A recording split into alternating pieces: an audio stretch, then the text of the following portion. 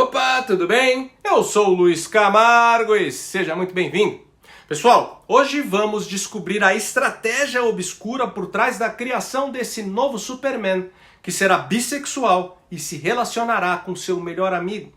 E também vamos fazer uma reflexão se a cultura pop é capaz de influenciar a orientação sexual de crianças e adolescentes. No caso, será que um Superman gay pode fazer com que o seu filho se torne um homossexual?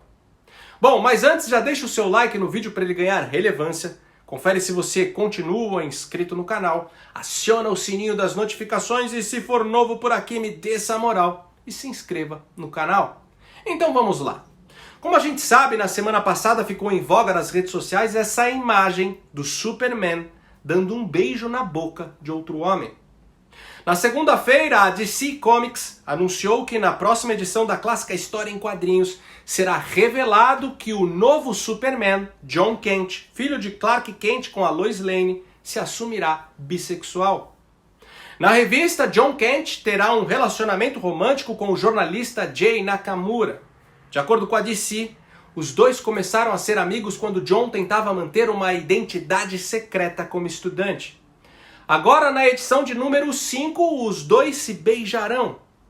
Depois que o Homem de Aço ficar esgotado fisicamente e mentalmente por causa de seu trabalho estressante de herói, Jay estará lá para cuidar dele e lhe proporcionar momentos de romance.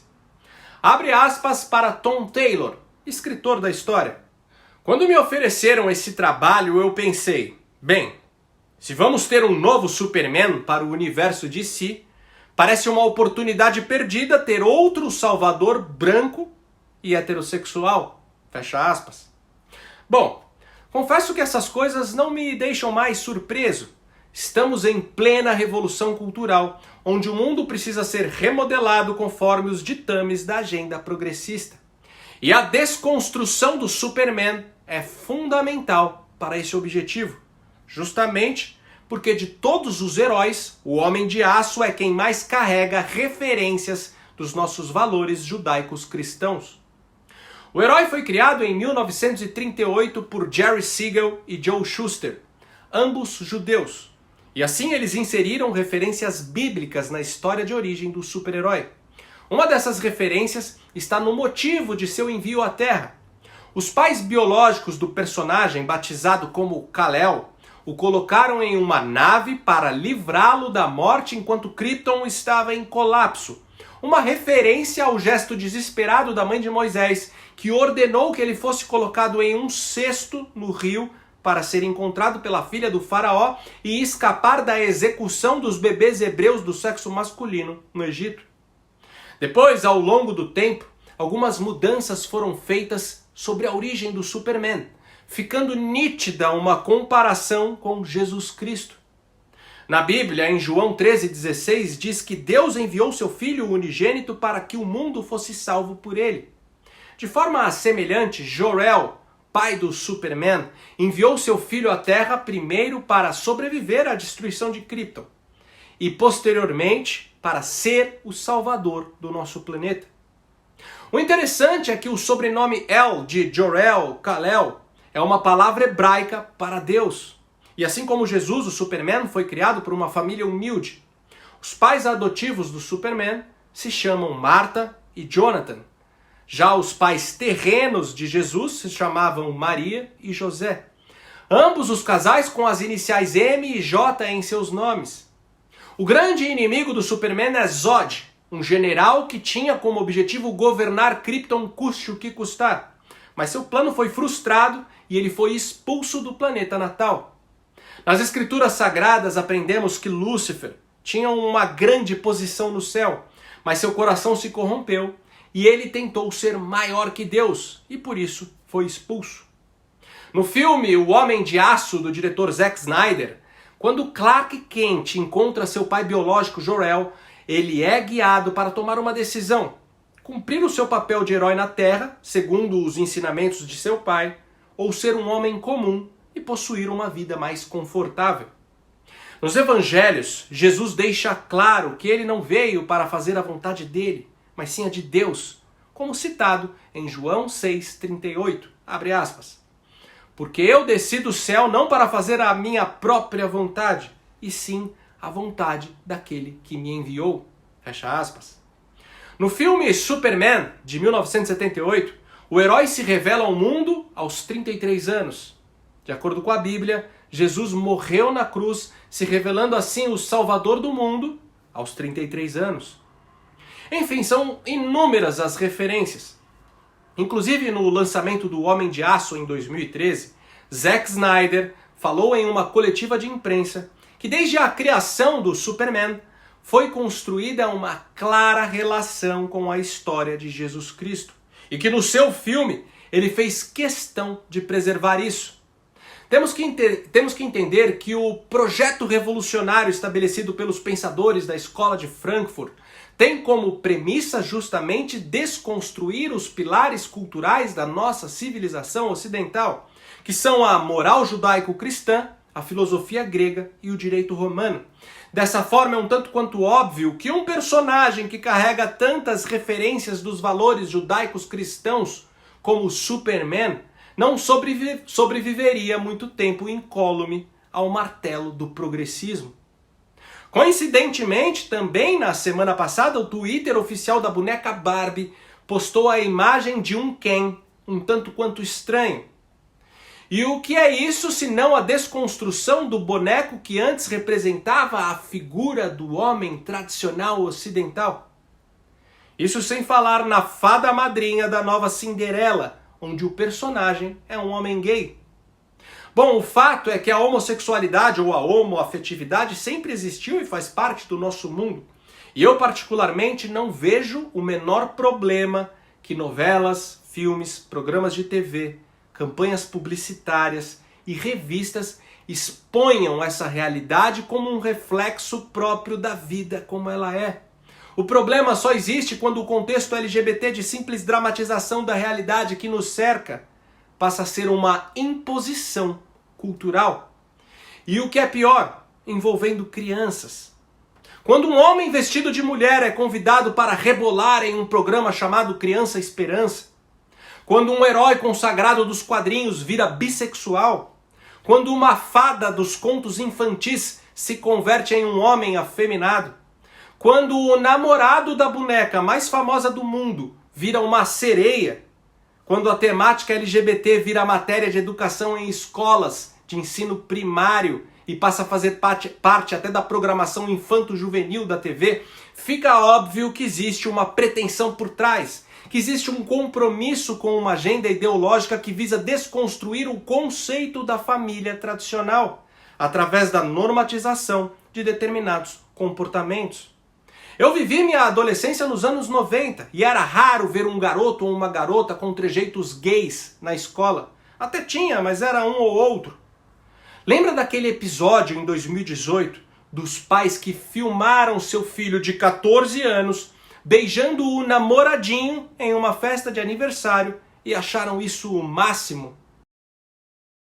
Pois então, há 15 anos atrás isso era inimaginável.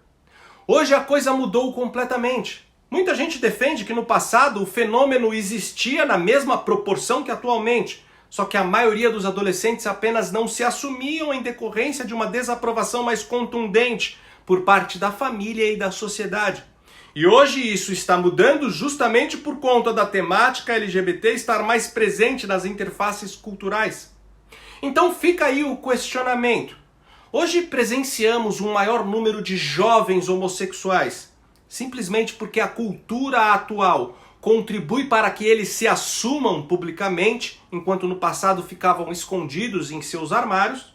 Ou será que essa cultura que estamos imersos é que está gerando esse grande número de gays, principalmente por influência da mídia? Será que de fato uma criança pode se tornar um homossexual por uma influência cultural? Os militantes LGBTs e os progressistas dizem que ninguém escolhe ser gay e que o meio jamais poderia influenciar alguém a se tornar um homossexual. A pessoa é gay e pronto. Só que eu discordo completamente disso. E basta seguir uma linha de raciocínio simples e autoexplicativa. Vamos lá. A homossexualidade não pode ser explicada biologicamente. Não existe ordem cromossômica gay. Não existe uma disfunção hormonal que possa causar isso também. Enfim, não podemos encontrar nada no organismo de um homossexual ou bissexual que seja diferente do organismo de um heterossexual.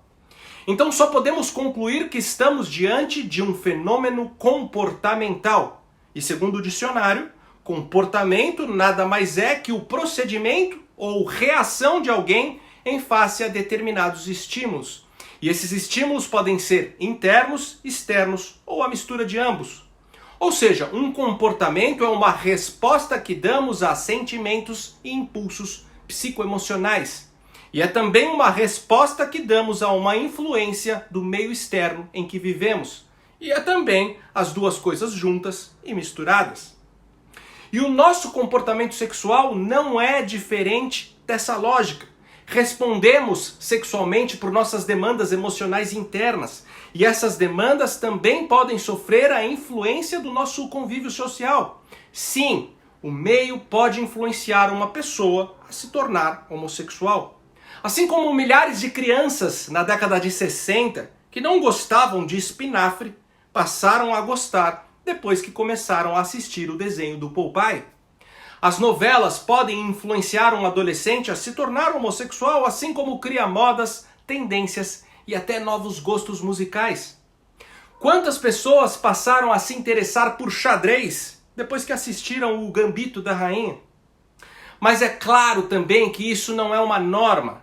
Temos que primeiro entender que o comportamento ou a conduta homossexual é um desvio psicoemocional. E é um desvio porque foge da ordem natural. A natureza constituiu macho e fêmea. E a função biológica do sexo é a reprodução. Sendo assim, a homossexualidade é um distúrbio, uma disfunção, uma espécie de terceira via, onde as práticas sexuais do indivíduo não correspondem com as designadas pelo seu sexo biológico. Por isso, a homossexualidade, como sendo um desvio, pode emergir através de 3 formas diferentes. 1. Pode ser originada por algum trauma infanto-juvenil. Por exemplo, uma garota de 7 anos de idade é abusada sexualmente por um tio. E esse acontecimento pode gerar no psicológico dessa garota uma barreira que futuramente a impeça de se relacionar com outros homens. E por isso, ela talvez desenvolva a atração sexual apenas por mulheres. 2. Os casos em que a pessoa já nasce com esse distúrbio psíquico, sem a influência aí de uma causa externa, como no outro contexto, como naqueles casos onde na mais tenra idade o menino já se sente atraído pelo mesmo sexo. Aí você pode me perguntar, mas Luiz, se não é algo natural, como pode a pessoa nascer assim? Pois então, da mesma forma que existem seres humanos que nascem com distúrbios de ordem orgânica, sem uma explicação aparente, como uma disfunção renal, uma insuficiência auditiva, uma má formação óssea, então existem também seres humanos que nascem com distúrbios de ordem psicoemocionais. Bom, e o terceiro e último é o da homossexualidade originada por interferência do meio social. A pessoa já adulta, estimulada aí por algo que viu, começa a sentir uma certa curiosidade que a leva a almejar uma experiência nova no âmbito dos prazeres sexuais. E assim busca uma relação homossexual. E na sequência disso, ela pode vir a se tornar um homossexual de fato, talvez um bissexual, ou até mesmo permanecer heterossexual, caso a experiência não lhe agrade tanto. Assim como a criança ou adolescente pode querer imitar ou apenas se imaginar naquele comportamento homossexual que vê na novela ou no seu herói predileto dos quadrinhos, como sendo aí algo bacana, e decorrente disso, acaba, sem que ela mesma perceba, se autocondicionando psicologicamente neste comportamento. E aí, em uma questão de tempo, ela pode também começar a desenvolver inconscientemente a atração sexual homoafetiva. Então é nesse caso específico que a homossexualidade pode surgir por uma influência cultural. Ou seja, uma criança ou um adolescente, na fase aí de desenvolvimento da sua personalidade, naquela fase onde os hormônios estão em ebulição, aflorando toda a sua sexualidade e onde seus hábitos estão sendo definidos, Essa criança exposta a um contexto de erotização precoce através de filmes, quadrinhos, programas de televisão e na escola pode sim acabar desenvolvendo uma tendência homossexual. Tendência que talvez não fosse criada se não tivesse sofrido tais influências externas. É por isso que, na minha opinião, uma revista destinada ao público infanto-juvenil que possua um contexto homoafetivo, como essa nova edição de Superman, deve possuir uma classificação indicativa, para que os pais decidam se o filho já tem idade suficiente para ter acesso ao conteúdo ou não. É óbvio que a mídia e a escola devem sim ajudar a fomentar uma cultura capaz de formar uma sociedade livre de preconceitos, uma sociedade que não discrimine, muito menos hostilize uma pessoa por causa da sua opção ou condição sexual. Mas isso é muito diferente de querer construir uma sociedade que encobre a verdade e cria aí uma realidade paralela apenas para evitar ressentimentos de um determinado grupo de pessoas. Ou seja, a mídia e o nosso sistema educacional não deveriam promover a relação homoafetiva como sendo algo natural, sacrossanto, dotada das mais altas virtudes e livre de consequências, pois as consequências negativas existem sim. É comprovado, isso pode ser confirmado por qualquer médico sério, que a prática do sexo anal constante, por exemplo, aumenta a probabilidade de câncer no reto, de hemorroidas, de fissuras anais, câncer de próstata, além de causar uma doença grave chamada endocardite bacteriana, que é a colonização das válvulas cardíacas por bactérias. Essas enfermidades ocorrem justamente porque o sexo anal é antinatural. O órgão excretor não foi concebido para isso. Só que informações desse tipo são veladas, pois podem ser interpretadas como homofóbicas e jamais seriam abordadas na escola e muito menos na mídia. Outro fator que pode ser usado para avaliar se alguma prática é dotada de plenas virtudes a ponto de ser promovida para crianças é através do imperativo categórico criado pelo filósofo Immanuel Kant, que na verdade é uma espécie de teste hipotético. No caso, devemos estender a prática em questão para todas as pessoas do mundo e avaliar o resultado. Se for benéfico para a humanidade, estamos diante de algo dotado de plena virtude. Do contrário, estamos diante de algo negativo ou de algo que é neutro, desprovido de valor. Então o teste seria imaginar que a partir de amanhã toda a humanidade só concebesse o sexo na sua forma homossexual. O resultado prático seria a completa extinção da raça humana.